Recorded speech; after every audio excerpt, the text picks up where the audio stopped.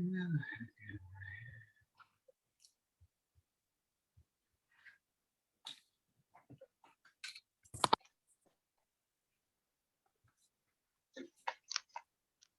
should be all set, Representative Wyler.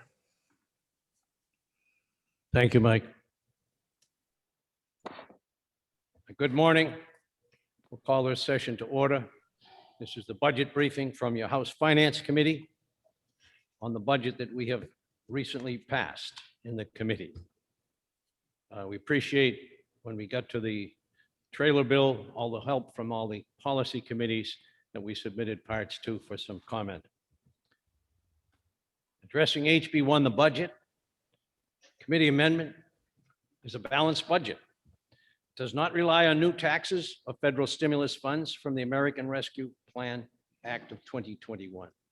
We'll be showing some of the slides on the screen as we go. Committee amendment provides $13.46 billion in total funds. This includes $5.42 billion in general and education trust funds, which is 1.4% below previous biennium. The revenues for this budget, the committee amendment utilizes revenue projections from existing sources, which were estimated unanimously by the House Ways and Means Committee in March. Committee amendment utilizes and it includes various tax reductions, including decreasing the statewide education property tax by $100 million, reduces the meals and rooms tax rate to 8.5%, reduces the business enterprise tax rate to 0.55%, and increases the filing threshold, and reduces the business profits tax rate to 7.6%, and fully phases out the interest and dividends tax over 5 years. The rainy day fund, we are able to increase the rainy day fund to $142.6 million at the end of the biennium, which would be the highest total in the state's history. So going to the pie charts, my favorite for trying to get a grasp on what's happening. So this first pie chart is the general funds and the categories that they are spent in. This is just the $3,463.1 that is later explained in the overall picture of the $13 billion budget. Remember, this is for 2 years. So as you can see, the majority of the general funds, 52.5%, goes to the category health and social services. Another big piece goes to category 6, education, $346 million, or 10% of the general funds. General government is 15.6%. That's category 1. Category 2, the administration of justice and public protection, is 19.6%. And category 3, resource protection and development, is 2.2%, and transportation gets a small amount, 0.1%, to help with the lack of highway funds. Normally, it's the highway funds that fund transportation. Moving on to the next slide. This is the whole thing, $13 billion, the entire budget. And this is showing you the appropriations by category. And of course, again, the largest category is health and social services, and that's 43.2% of the budget, $5,899.9 million. The next largest one is category 6, education. That accounts to 22% of the budget. It takes in some federal funds as well as the general funds, which we just looked at. Category 1, general government, 7.7%. Category 2, administration of justice and public protection, 11.8%. And then category 3, resource protection and development, is 5.4%. That's Department of Environmental Services, Fish and Game, and so on. Category 4, transportation, is 9.9% of this overall budget when we start taking into account turnpike, highway funds, and so on. So that's the way the total funds get spent by appropriations. Now here are the source. If we move to the next slide, these are the appropriations by source. So these are where where the monies came from to fund the above budget of the 13,665 million. And as you see, federal funds are a very big piece. Normally they run around 30%.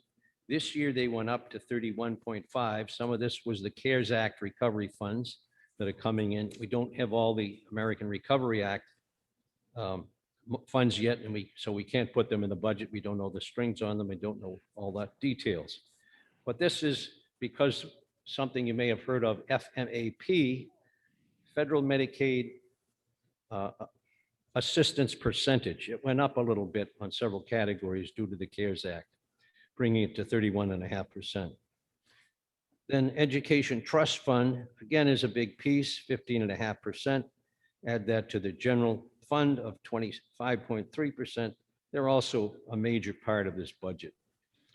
Other funds, there's too many to mention, but this includes the tuition in the community colleges. It's fines and fees. In some cases, it's a lot of 200 separate different little things, including interest on the monies the treasurer holds and so on. Liquor fund, that's the profit from selling liquor in our state liquor stores, 1.1% of the budget.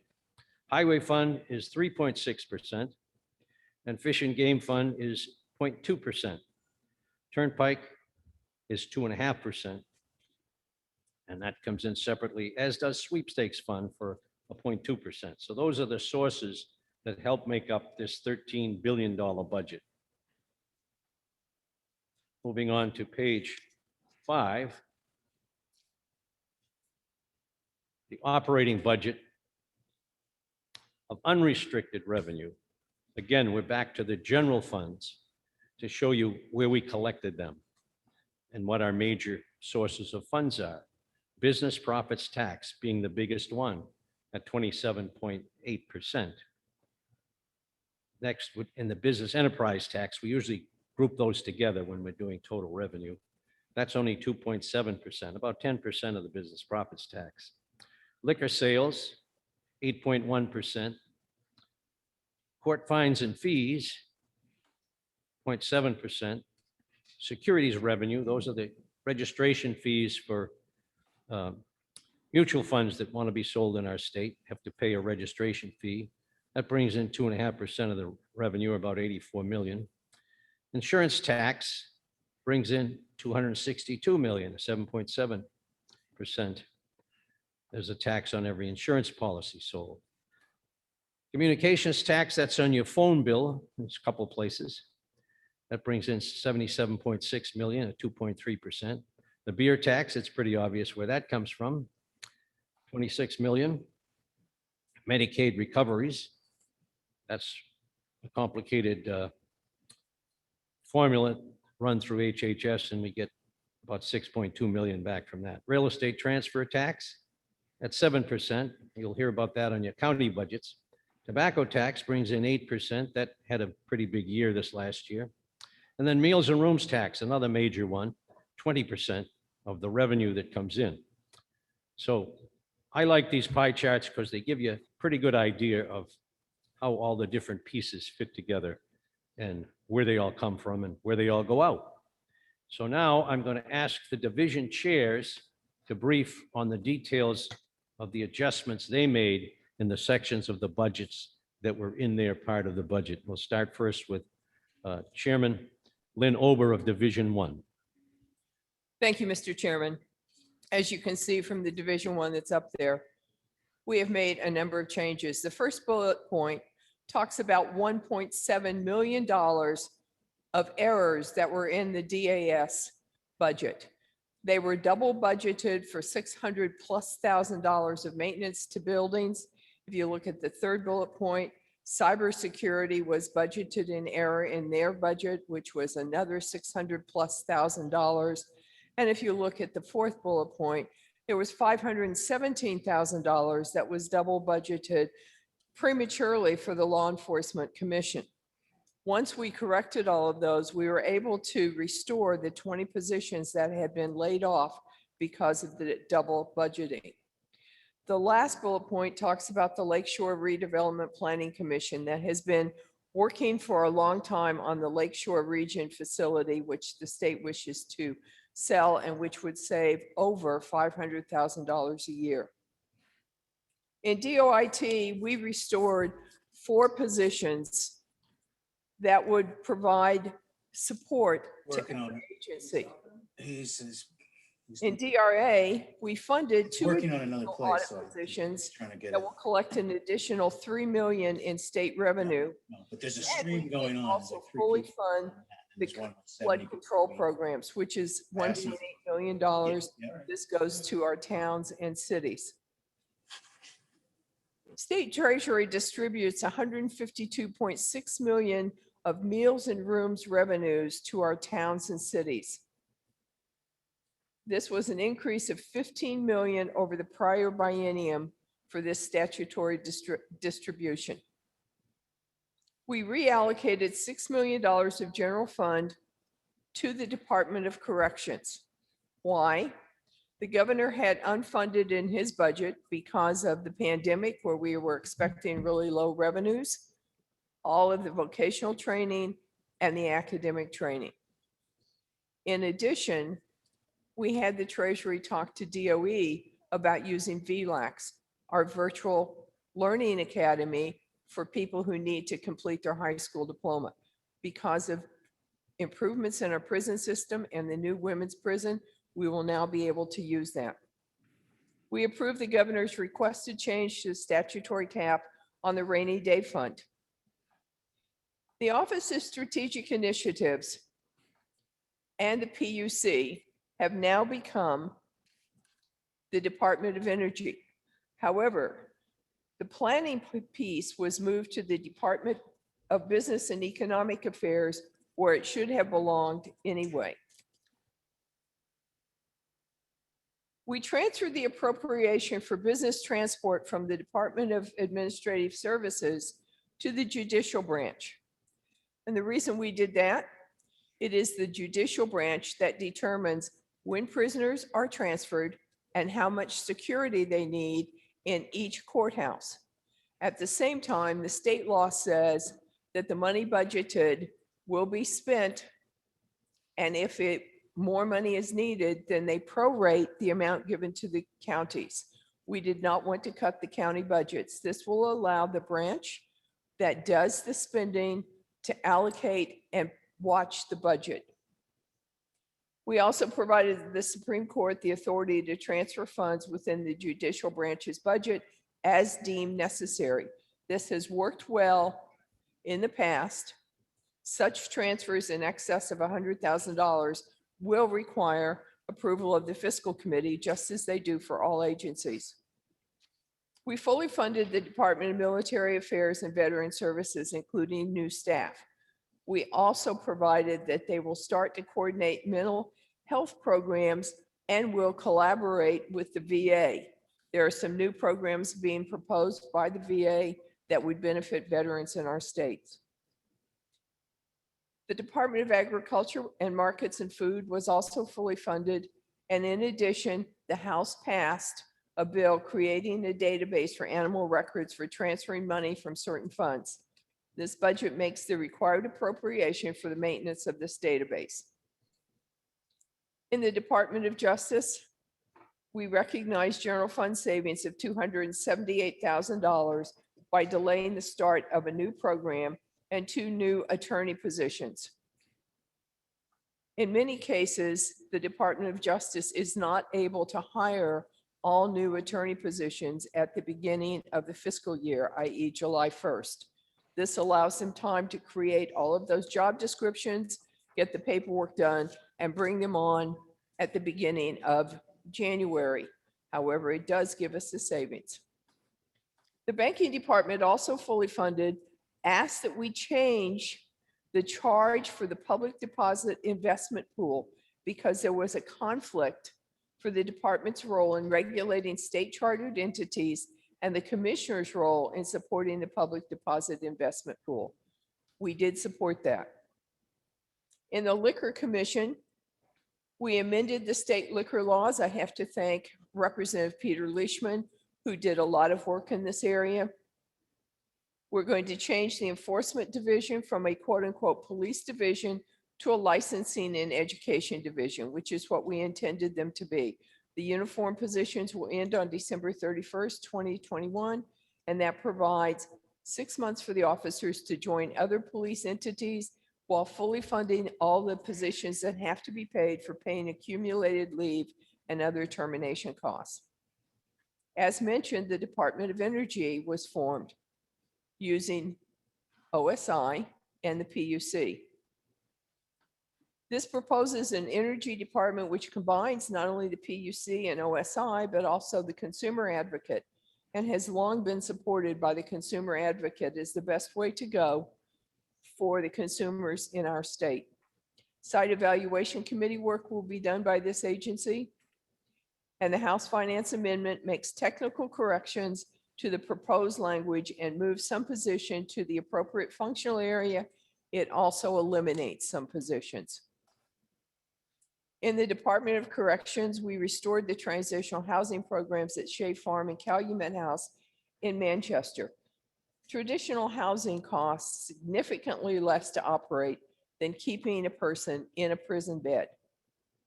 Without this resource, there is no way for our prisoners to transition back to normal living, make sure that they get a job, take care of themselves. This will reduce recidivism.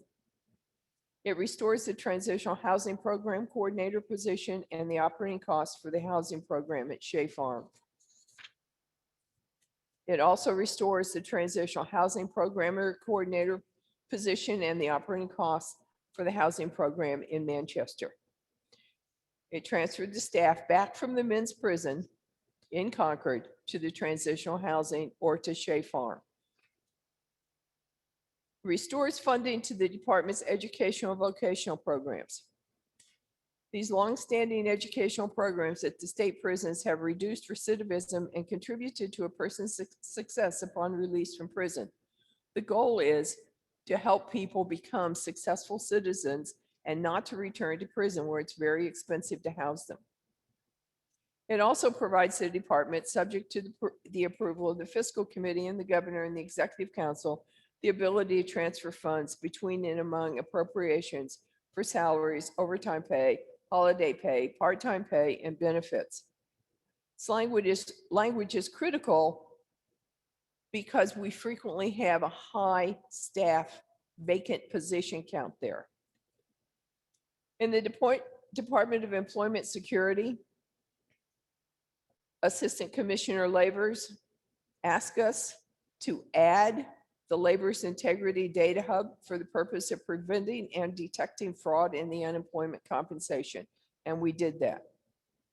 Judicial Council budget was fully funded as presented, and it provides the language that in the event that expenditures for termination of parental rights are greater than what we expected, they also support indigent parents. It's hard to know 2 years in advance exactly how much funding they will need, so they can come to fiscal committee to get more funding. In the Department of Business and Economic Affairs, we increased the funding to the Small Business Development Center. They will now have $225,000 in each of the 2 years. The last year for which they spent money, they spent $160,000. So we funded them at more than they last spent. We did this by reducing $400,000 from the money, which was $17 million, that was budgeted for travel and tourism. In the Department of Environmental Services, we reluctantly suspended the state aid grants for the biennium. However, we think that the economy is going to be stronger than the revenue plan that was presented to the House by the House Ways and Means. So we added a section in House Bill 2 that will allow the DES commissioner to come to the fiscal committee every 6 months and request unrestricted revenue above the revenue plan and pay for these grants. It was our intention to show that the legislature supports these grants and supports payment of these grants. Thank you, Mr. Chairman.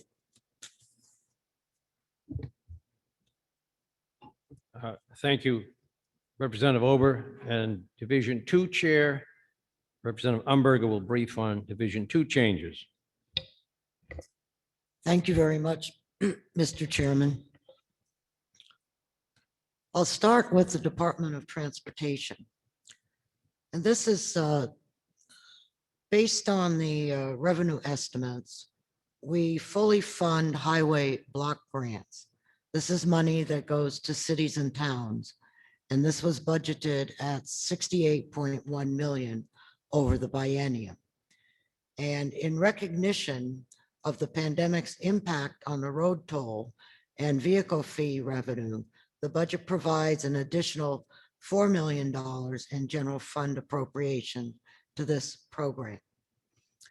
Based on revenue estimates, again, we were able to fully fund the Highway and Bridge Betterment Program at $80.6 million over the biennium.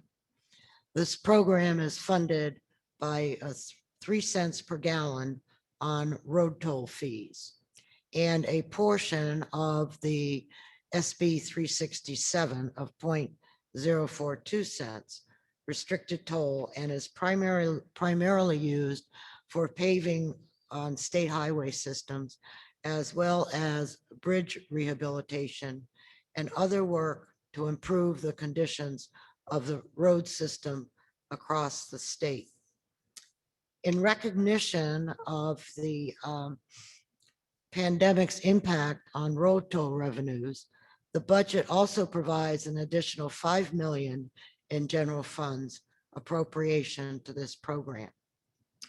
We also provide approximately 11.8 million over the biennium for maintenance and acquisition of fleet vehicles and equipment. This includes 6 million from the general fund.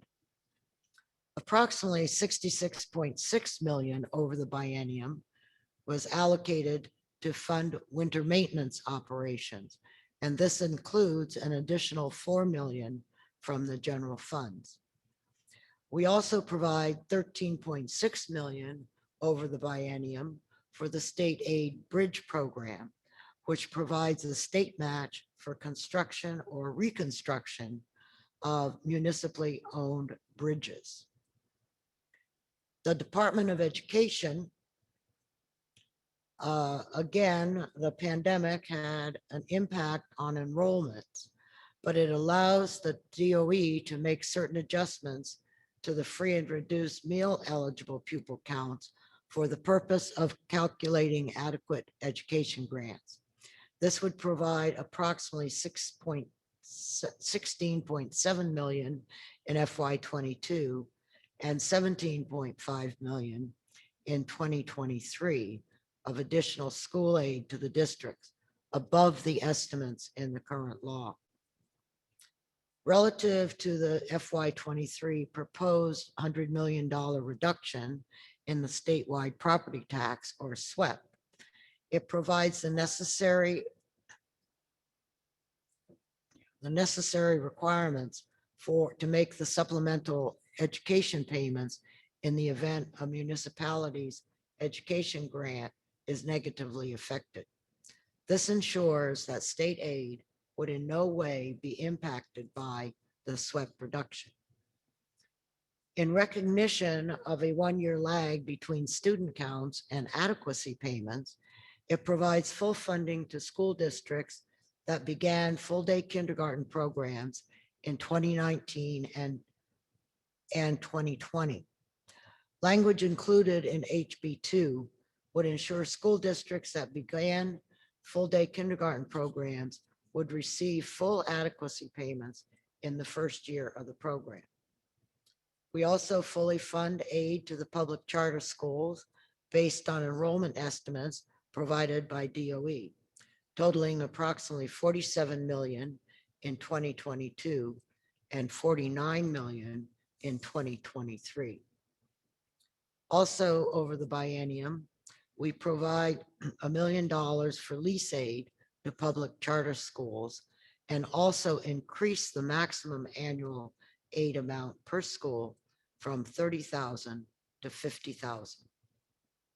We provide 79.9 million for school building aid, which includes 52 million for payments on previously projected projects, 19 million for new school building aid projects, and 8 million to make accelerated payments on previously approved projects designed to pay down existing state obligations sooner.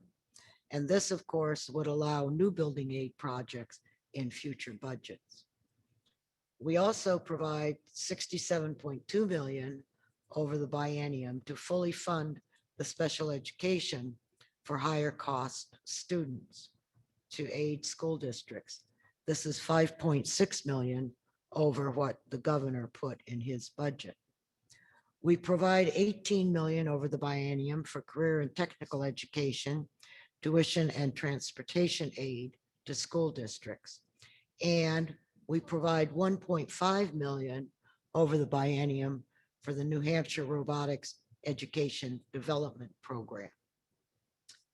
In the lottery, HB2 authorizes historical horse racing, which is consistent with HB 626 as recommended by House Ways and Means, which is estimated to generate $18 million in additional education trust fund revenue over the biennium.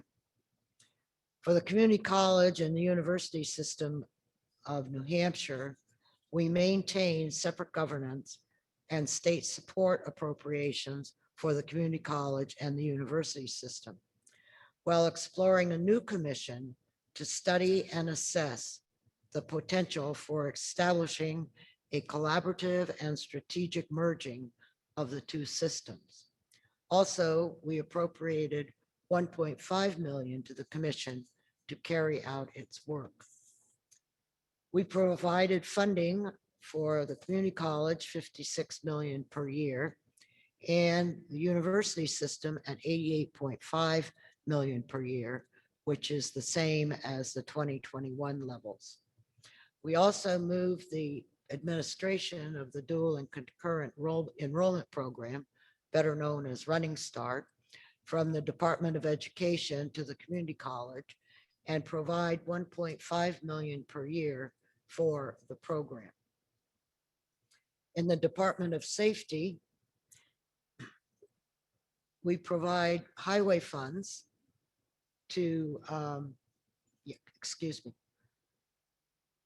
provide the Department of Highway funds, which is associated with collecting motor vehicle fees and road tolls at a level below the statutory limit, which is 26% of the highway fund. We established the body worn and dashboard camera fund with $1 million to provide matching grants to local law enforcement agencies to assist with the purchase, maintenance, and replacement equipment, as well as ongoing costs associated with data storage. This is in response to a recommendation of the New Hampshire Commission on Law Enforcement Accountability, Community, and Transparency, or probably better known by its acronym, LEAC.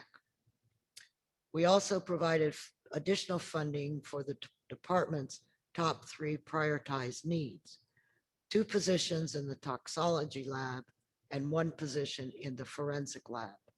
These positions will help meet demand and prevent delays and backlogs.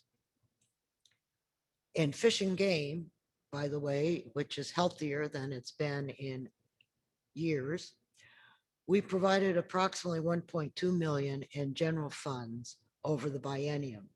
And this money, 100,000 per year, is for non-game species, and 500,000 per year for to help with the enforcement. And the Fish and Game Fund is projected to have a surplus of over $6 million at the end of 2023. I'm not exactly sure how far back you'd have to go to find Fish and Game with a surplus. The Police Standards and Training Council, we supported the governor's recommended funding levels, including 210,000 over the biennium for purposes of providing crisis intervention team training program. And again, this was a recommendation out of the LEAC committee. And finally, although not agency specific, we made no changes to the New Hampshire Excellence in Higher Education Endowment Trust Fund. However, it does authorize the New Hampshire College Tuition Savings Plan Advisory Council, which you may know as unique funding, to transfer funds between it and the governor's scholarship program, which as it deems appropriate. And also, we're forming a commission to develop recommendations to establish a single, neutral, and independent statewide entity to receive complaints alleging misconduct regarding all sworn and elected law enforcement officers. Again, this is in response to the LEAC Commission. And it also sets aside $100,000 to fund the proposed entity in 2023. Thank you, Mr. Chairman.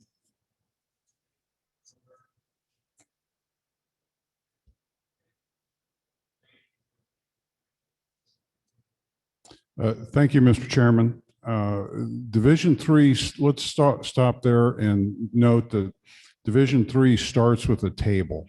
And the reason we start with a table is because this table tells a huge part of our overall story of what we've done in Division 3 this term. If you look to the left, you'll see the 2018 and 19 budget, where we ended at about $723 million. And then in the current budget that we're in, there was a massive, unsustainable, unrealistic growth rate of 17.4%. So one of the first strategic decisions that we took was, how do we get this unsustainable growth under control? And when you take a look at what we did in FY22 and 23, it's still growing at 3.7%. But we did bend the cost curve down considerably, dramatically. But for some of you who aren't happy with a 3.7% increase, let me just put that into perspective. We've had a large number of new clients enter into the health and social services arena of our state due to the pandemic. And so if you take a look at client increases throughout the system, you'll see that there's more demand for services. So the 3%, the 3.7%, I think, is a responsible provision of direct healthcare services to the residents of New Hampshire. So overall, the compound growth rate went up 4.9% per year. So if you go back to the previous budget, go through the current budget, and go to the end of the proposed budget, the growth rate overall on a compounded basis is 4.9%. I think that's still unsustainable, but it's a good start in just one budget. So on the next page, if we could scroll down to, yeah, there we go. Thank you. The first paragraph provides a lot of those same percentages we just went over using words. So I won't restate all that to you. The second bullet down, where it talks about incorporating a back of the budget reduction of 30 million. Even after that 30 million, we still funded a growth rate of 3.7%. So what we've done, though, is we've set some very clear priorities on what parts of the department ought to come first. And we listed them, and you can read them there yourselves. They are direct service provision. So we exempt developmental services, including the acquired brain disorder services and children's income support services, the children's health insurance program, and county programs to include the state share of funding for nursing homes. So we've set some real priorities on where this money and personnel ought to go. And for those who are concerned that we haven't given adequate guidance to the department, I would just want to point out that if you go through the briefing books that we've been provided, there's probably 100 federal and state laws that they have to comply with. DHHS is not suffering from a lack of guidance. And that's before you start to get to the regulations. So what this back of the budget cut does is it says to the leadership in the Department of Health and Human Services, we trust you. We think you're competent. We think you're leaders. We want you to go through and reprioritize using the growth and resources that we've given you so that we do the most care for the most number of our residents. You get to the next line. The next line down starts to talk about a second back of the budget cut. This is a reduction on paper. It's a paper reduction, otherwise known as a paper cut. And paper cuts, they don't hurt as much as they actually feel at the moment. But let's talk about some numbers that aren't on here. So if you're at home with a pen, I want you to write down that in FY19, the department was authorized 2,951 people. As of 11 March of this year, they had on staff 2,651. So that's really simple math. They were authorized 300 more people than they'd been able to hire. So we can start to see immediately that the reality of workforce shortages around the state, and combined with the pandemic, of course, and the governor's hiring freeze, has made it so that the department is understaffed to the tune of about 300 people based on the FY19 levels. So the governor had proposed raising that to 3,226, and it just seemed to me unrealistic because we still have a workforce shortage. So we reduced the maximum to 3,000. So that's 350 people that the department can still hire on a priority basis. That's 350 people. That represents 13% growth in the number of people working in the department. I'm telling you, if you go to any company in the United States and tell them that you're going to let them hire 13% more people, that's an absolutely unheard of level of growth. There is no cut. There is no cut. This is a 13% growth in the number of people. Okay, so next bullet down, and I can start moving from here because those are really the two big things, or three big things. So we recognize that the department is asking for just an absolutely enormous amount of money to replace their IT systems. And one of the reasons they need so much money is because they have a legacy system that dates back to the early 2000s, and it's just out of date. It's out of maintenance, and it's becoming a security threat. So they're going to have to run some systems in parallel for a couple of years in order to replace and modernize. So there's money for that. We received very late in the process a recommendation from Alvarez and Martinez to do some management changes that would result in some growth. The department had this for 2 weeks longer than what they were able to give it to us. So in the last week, we saw the recommendation. 4 of them jumped out as making a lot of sense because the payback period on those was over 3x the investment and payback in 2-year period. So that was smart. We deferred other parts of that study because it was, we just didn't have time to redo their work and take a look at it. So with the DCYF, the big decision is that we, in this budget, are forcing the closure of the Sununu Center in the second year of the budget. That's going to free up over $12 million a year. We asked the department to provide us with some recommendations on how we could cut the expenses. This facility was initially built for 144 people, and we have a census averaging between 10 and 16 with a recidivism rate of 60%. And so this is expensive and not effective.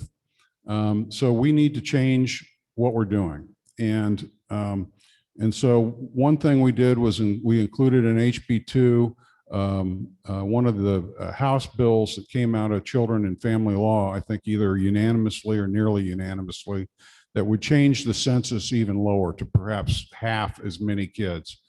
And when asked, the department did not provide what their new expense rates would be on a much lower census. And so we're just going to have to try to force their hands to shut Sununu in the second year. Now, this was a moment of high bipartisanship in the committee. It was really kind of the highlight, I think, of our getting along and trying to do what's right for the community. So Division of Economic and Housing Stability there. There's some federal money called Temporary Assistance to Needy Families. And so we have some parents trying to go back to work, and there's a wait list for people who have employer-based problems with getting daycare. So this would authorize those wait lists to be reduced by using the federal TANF money. And I think that's good to get people back to work. So the next one down on Medicaid business and policy, we fully funded the governor's recommendations on the amount of money that we spend on managed care and fee-for-service and children's health insurance plans. So back to the personnel item for a moment. If you hear somebody saying that there's not enough people at DHHS, just remember that almost all the direct care gets contracted out. There's an enormous workforce that you don't see. It's those people providing care through contracts. And we are not cutting that at all. We're funding that at a very high level. Let's see, what else jumps out? I'm going to go down to elderly and adult services. This was a major policy move for us. The governor's budget came across. It showed that the amount of money that the counties would have to pay for the nursing homes was going to increase their spending year to year by about 18%. And when we asked Rockingham County and Hillsborough County to tell us the impact of that, Rockingham County said that without a doubt that would force them to raise the county share of their property taxes to 7%. Or up 7%. So in order to avoid a property tax increase, we ended up funding this aggressively to where there's only a 2% growth rate instead of the historic 3% that had been negotiated in other budgets. So this is one of those hidden property tax cuts that the legislature should claim credit for, but it's probably going to get lost in the noise. Just know that you're helping your taxpayers right there. Next one down that I think is important is it's fully funding the developmental services. It's fully funding the acquired brain disorder services. All of these are coming across at the governor's recommended levels. So no cuts. It funds the children in-home support services at the governor's recommended level too. So there's no cuts. Then when we get to the public health, the big issue here really came through in House Bill 2, where for years there's been a weak effort to make sure that our family planning money goes to counsel couples on family planning, and that there's meant to be a prohibition of using state family planning money for any abortion services. So while that provision has been in place, the pro-life community has pointed out that money is fungible. And once you start paying these centers, the money is going to help on the abortion side of the clinic as well. And this has been denied every time the argument comes up. And there's a claim that abortion doesn't receive a dime from the family planning money.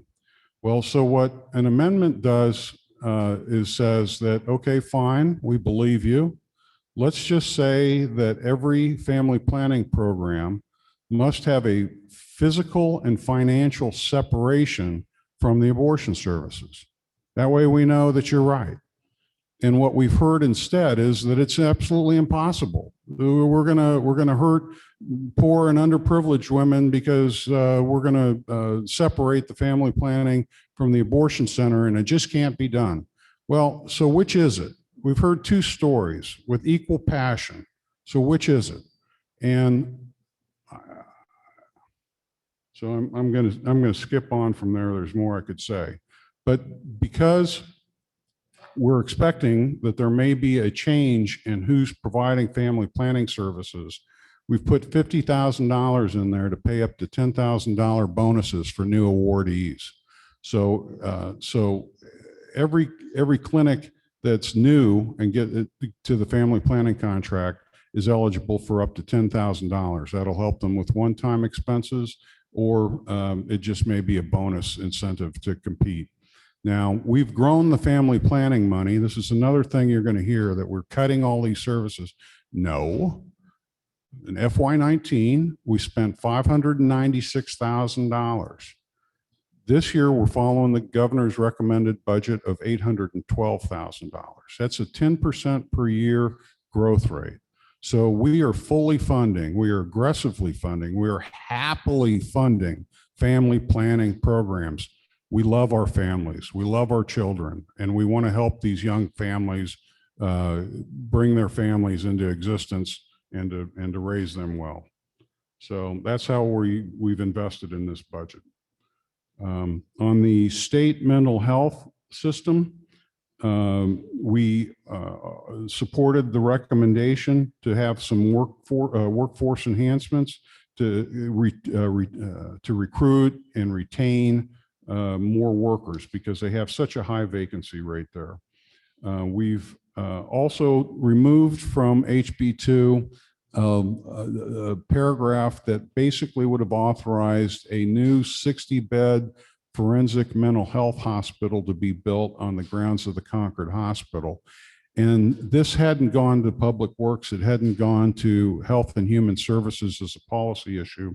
So since it was such a big deal, and because it raised the bed count from 25 to 60 with no explanation, and it included some bonding in there that really is beyond the scope of what we should be doing with operating money, we pulled that out, and we're going to, on the 12th, have a integrated meeting where HHS and Public Works is going to come and listen, and we're going to spend the morning, trying to really understand what's been going on and the extent to which it's been coordinated with the Concord community.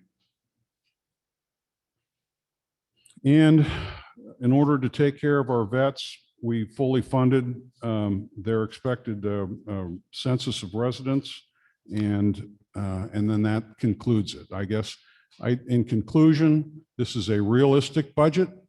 It's got real growth in it.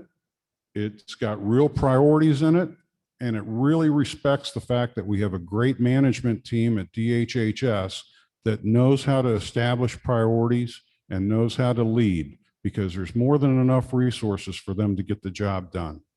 Thank you. Thank you, Chairman Edwards. And now we're going to move on to the surplus statement. This is a little bit technical and complicated. So we're going to call on the genius of the legislative budget assistant, Mike Kane, to explain page 19 and subsequent. Mr. Kane. Thank you, Representative. For the record, my name is Michael Kane. I'm the Legislative Budget Assistant. I'll just go through very quickly the purpose of a surplus statement for the General and Education Trust Fund, as well as the Highway and Fish and Game Fund, is to illustrate that the legislatures, be it the House or the Senate's budget, is balanced pursuant to RSA 98B. So right here in front of you, it's a combined general education trust fund. In 21, the governor and House Finance began with a negative balance forward from 20 of about $54.4 million. A majority of that due to the revenue loss in FY20 due to the pandemic. So a negative balance did carry forward into 21. Estimated revenues based on the latest estimates provided by House Ways and Means in March, I believe it was March 18th, as well as a revenue adjustment, which is a restricted revenue from the Education Trust Fund to fund the one-time fiscal capacity disparity aid and free and reduced lunch bump that was provided for in the last budget. So total revenues of about $2.78 billion in the House Finance estimates, working with Ways and Means. As far as budget appropriations, in total, approximately $2,721,727 in appropriations. That includes about $2,796 million in Section 1, which is the large portion of your state totals in House Bill 1, as well as appropriation adjustments, which are in the subsequent Schedule 2.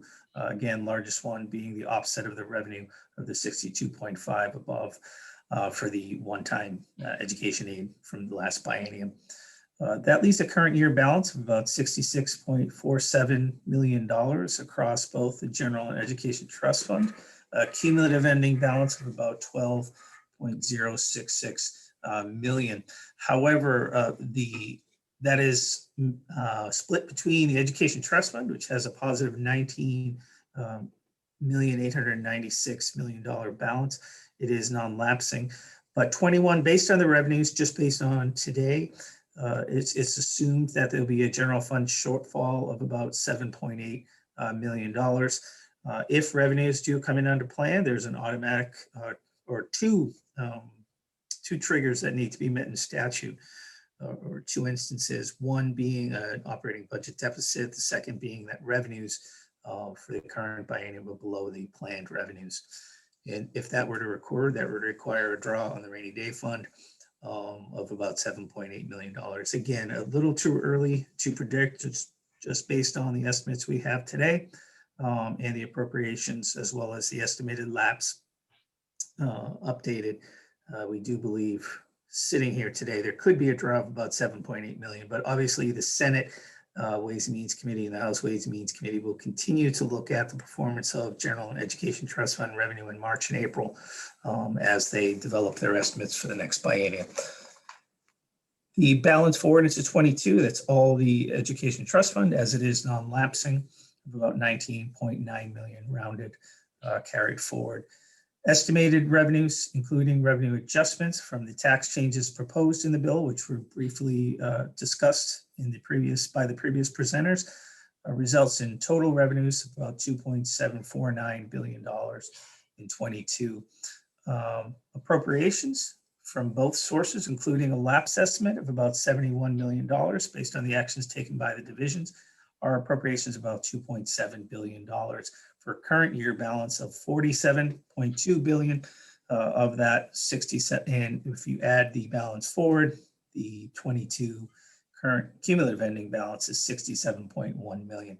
Being the middle of the biennium, any balance at the close of fiscal year 22 will carry forward into the following year. So you can see in the final column, the beginning balance in 23 of about $67.1 million.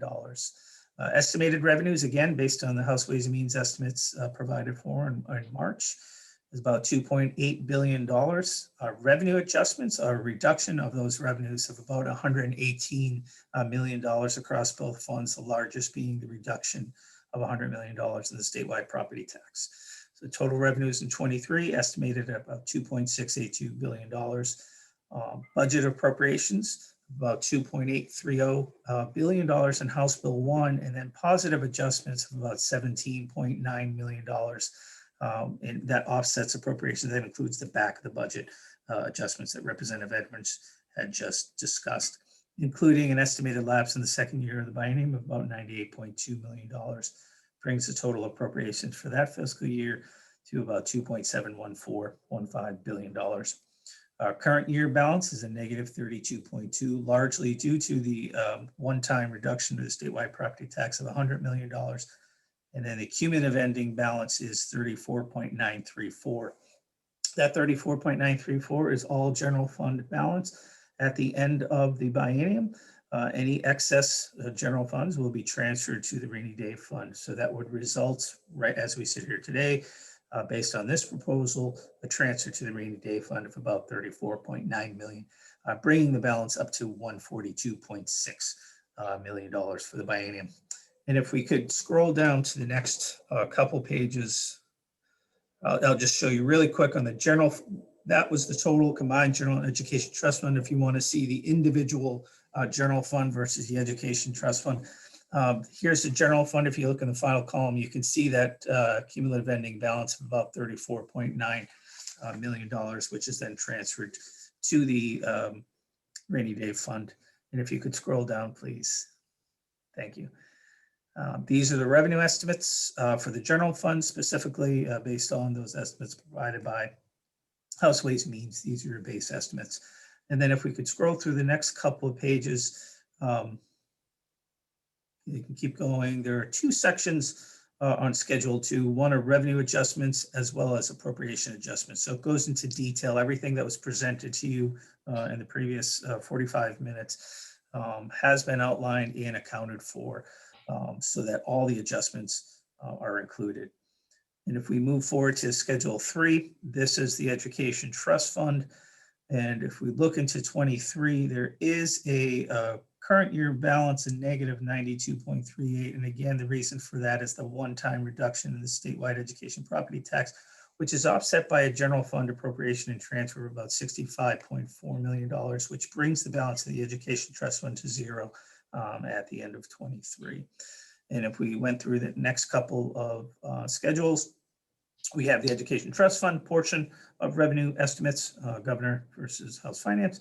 And if we scroll to the next Schedule 4, this is similar to your Schedule 2 for the general fund, or all the adjustments for the revenues and appropriations that are listed. And you can see the $100 million on row 11 kind of jumps out at you.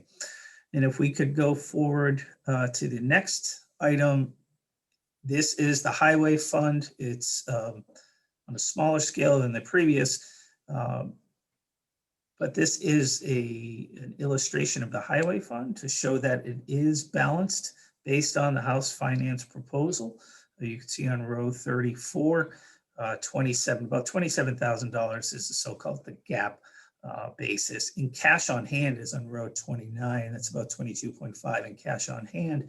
32 are your gap adjustments for the Highway Fund, which the comptroller and the agencies work on. And those are due to timing or any other revenues on how they fall within the fiscal year. But that row 34, you usually want to see a positive or a zero on that line after you account for gap adjustments. And if we move forward to the Fish and Game surplus statement, again, this is a document showing that the House Finance Plan and the Fish and Game Fund is also balanced with an ending balance of about $6.027 million at the end of 23 for the Fish and Game Fund. And the last schedule is, this is just a state aid schedule, something we'll be creating. We'll be creating this throughout the session to show what the actual state aid for 20 and 21, as well as the governor recommended, House Finance, Senate, as well as the final pass on state aid on a summary level. And that's all I have for my presentation. I know that Kevin Ripple and Mickey are managing the Zoom call right now, Representative Weiler. And if the attendees, the House members have a question they would like to ask, if they could raise their hand, and we could pull them over as a panelist, and so that the members of the committee can answer their questions. I can answer any technical question relative to the surplus statement. I think the members of the chairs, as you have just seen, will be able to answer a lot of the other questions you have specific to the budget. And so I'll end my presentation and turn it over to Representative Weiler, and Kevin's going to notify you of who has their hand up. Thank you, Mr. Kane, and we're grateful for your staff members that stood by us in every division and every change and kept track of all these things so that we could finally total it all up and know what we did. So we're open now for any questions from the House members. Raise your hand and Mr. Kane will recognize you and bring you in. It looks like the first person who had their hand up was Representative Stacy Marie Lawton, and she's a panelist and should be able to speak now. Thank you. My question is there anything in the budget for peer support funding? I believe there is. Representative Edwards Peer Support Group, was that in HHS? Are you saying peer, P-E-E-R? Yeah, it would be in with the Department of Health and Human Services. Honestly, in a $5.9 billion budget, I don't recall that line item. So I'd take an assist from Mr. Ripple if he can tell me that we had a peer support line item in there. There is a peer support line item. Off the top of my head, I don't recall what it's budgeted at. But I can get that information and get back to you, Representative. Yeah. So if you'll send me an email, I'll get a full answer for you. All righty. Thank you. Next question, please. The next question, I believe, the next person with their hand up was Representative Michael Cahill. Yes, thank you. My question is for Representative Ober about the liquor enforcement / education. Who will be doing the inspection of our thousands of alcohol serving institutions and the convenience stores selling cigarettes and that sort of thing?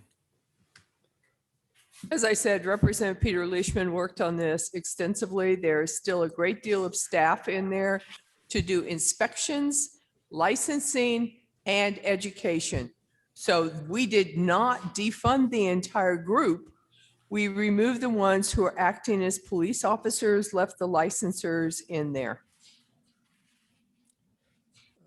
I know that the department had been looking for more people to do inspections. Was that addressed? The department did not ask for more staffing in the budget. Thank you, Representative. What we found, Representative Cahill, there was a 300-page audit that we all read on this specific division. And they were, with even that 21 people, they were doing less than half of the inspections they should have been doing. So they were doing other activities rather than what we assumed was the purpose of the inspection division. So that's why we made the change. Thank you. Thank you, Mr. Chairman. And the next question, and I apologize in advance if I butcher anybody's name here, I think it's bound to happen, is Representative Jackie Grote.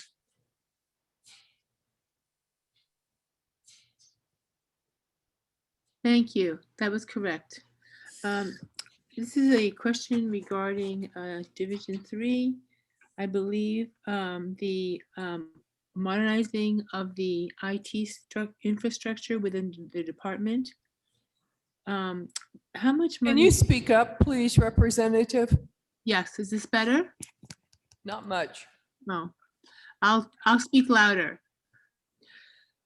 Can you please tell me how much money is being provided for the funding to upgrade the IT infrastructure mentioned I believe it was for Division 3 in the Department of Health and Human Services. How much funding is allocated to that? The totality of the funding for IT services and support in Division 3 is spread out amongst many different lines. The biggest chunk was related to the Medicaid management information system replacement. And we moved that into HB2. And when we moved that, I believe it was on the order of $35 million over the 2 years. And Mr. Ripple, feel free to correct me if I'm wrong. It could have been as high as 43 million, but it was a lot of money. And then the IT budget is bigger than that because they have personnel lines for IT, and they have also regular operating costs associated with running and licensing their IT services. So altogether, if all the different line items were aggregated, and I never saw it all aggregated in one place, if we were spending 60 to 65 million over the 2 years just for DHHS IT, I would say that would be kind of on the low range, and it could be as high as 75 million when all combined. Does that help? Yes, I was interested in the Medicaid part of it, so you answered my question. I have another quick question. May I be allowed to ask it now? It's up to the chairman, and it really is hard to hear you, by the way. Okay, is this better? The IT is present in every department across state government. And the employees are assigned to IT, although they might be permanently in all the different departments, so that IT can have a universal and common procedures that they all follow. There's also help desks and things like that, that some of the smaller agencies that don't have someone internally can call a help desk. And so all those funds are transferred in and around government. And so it's difficult to track them by that one department. I'm sure we have the total somewhere, but it's going to take a little homework to add it all up. And if you send a query to LBA, they can probably get that for you. Thank you. Thank you. If I may, Mr. Chair, if I could receive all of the questions and then I'll coordinate them with LBA. So it's to Jess Edwards. Yeah, What's thank the you. rest of your email? I just want to make sure all the representatives get their full questions answered. Thank you. Next. Next is Representative Ken Snow.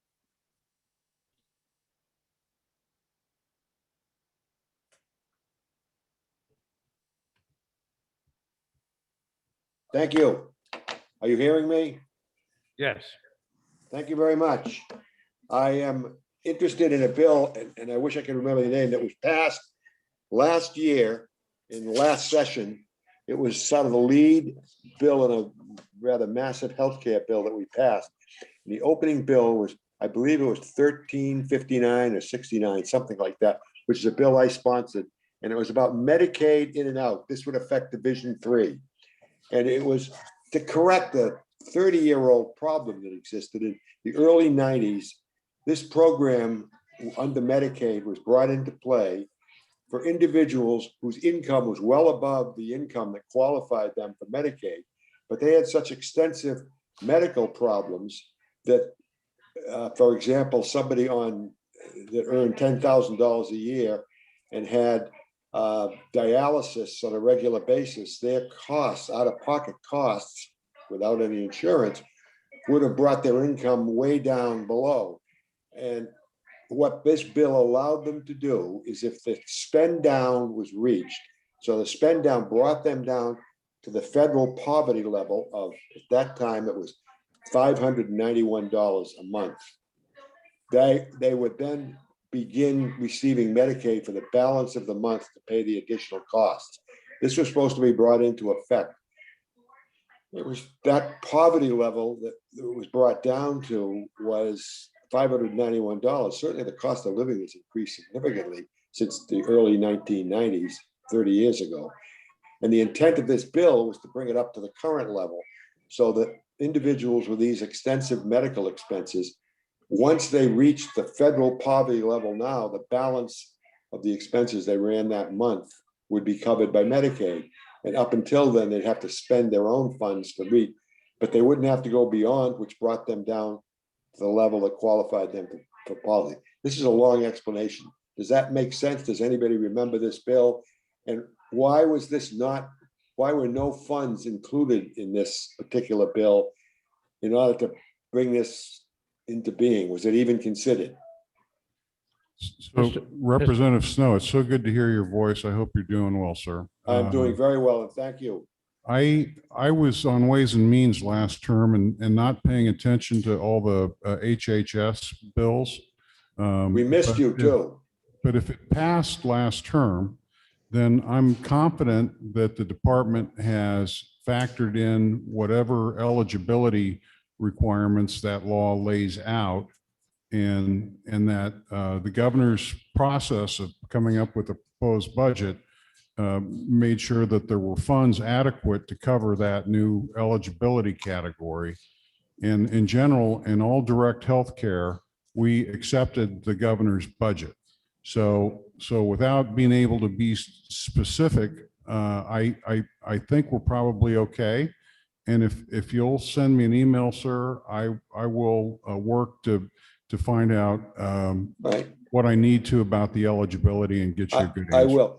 I should, just for further information, when I did check with the department and the personnel in the Medicaid, they did say that they understood it, they had a plan in place, but they did say that as far as they knew, there was nothing included in the budget to cover whatever additional costs there would be, which is, I don't remember the exact amount of what it was, but it's not significant. But their understanding was there was no money included in the budget to cover the additional costs for this, to bring these people back from a 30-year-old threshold to qualify for care. But I will be glad to send you a memo with that kind of information. And if you could do anything to expedite moving that along, it would be a big help. It's very important for people who have these chronic medical conditions. It's also a help for people with conditions like neurological conditions, mental health conditions, where they have ongoing expenses that are pretty extraordinary and they don't go away. Mr. Ripple, do you know any of the history on that? I believe that Representative Snow is correct and that it's not funded in the budget. If that's the case, it also was not funded in the governor's recommended budget. But I would have to go back and check with the department on the history of it. Thank you very much. I appreciate it. Thank you. Next. Next is Representative Timothy Horrigan. Oh, can you hear me? I can. My question is, the governor's budget included a significant increase in the legislative branch's budget, which I think is a good idea, given I think we've been understaffed despite the great work you do, Mr. Ripple, and all the legislative staffers. I think we don't have enough staff or enough resources, but I was kind of surprised that he would be increasing the resources. So was that an operational increase, or is that just to pay for like the things like building new entrance, the LOB? And then also, I haven't heard anything you about listen? issues since then. Did I So what's happening to our budget?